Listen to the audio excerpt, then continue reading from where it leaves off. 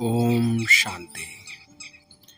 रिश्तों में हल्के और स्टेबल रहने का एक ही मुख्य सिद्धांत है, माफ़ करना, क्षमा करना और भूल जाना।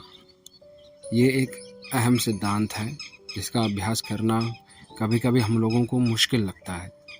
इस सिद्धांत में भूलने को माफ़ करने यानी फॉरगेट टू फॉरगिव में बदला जा सकता है।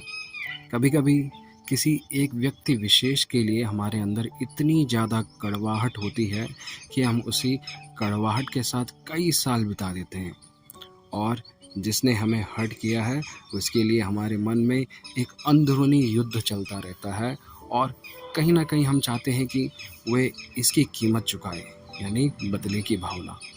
अक्सर आप हर्ट होने के समय तुरंत जवाब नहीं देते हैं, फिर भी इस गिल्ट कार्ड को अपने पास रखते हैं ताकि उसे बाद में बाहर निकाल सकें। उदाहरण के लिए, हाँ, आपने उस समय तो ये कहा था, आदि आदि, क्योंकि हमने उन्हें माफ़ न करके इस कड़वाहट को अपने अंदर रखा था। इससे परिस्थिति का समाधान तो हुआ नहीं, बल्कि हमारा दर्द और बढ़ गया। हम भावनात्मक तौर पर भारी होकर अशांत हो गए। ऐसा इसलिए है क्योंकि जब तक हम माफ़ नहीं करते तब तक हम बातों को भूल नहीं सकते।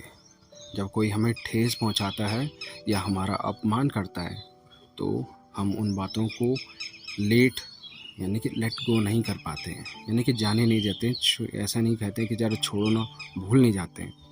इसके विपरीत, अगर हमारी इच्छा एक स्वस्थ और स्थायी संबंध बनाने की है तो हमें बातों को लेट गो करना होगा। कभी कभी जब प्रश्न किसी भी प्रकार के टूटे हुए संबंध का होता है तो बात सिर्फ दूसरे को ही क्षमा या माफ़ करने की नहीं होती, बल्कि हमें खुद को भी इस बात के लिए माफ़ करना होता है कि हमने खुद को उस अनुभव में बहने दिया था। अगर हमने ये कदम नहीं उठाया होता तो हमें वो अनुभव भी नहीं होता। जब हमने उस चुनौती, उस रिश्ते को स्वीकारा और उसमें जो भी हुआ हो, उस संबंध में जाने से पहले ही हम सभी संभावनाओं से परिचित थे।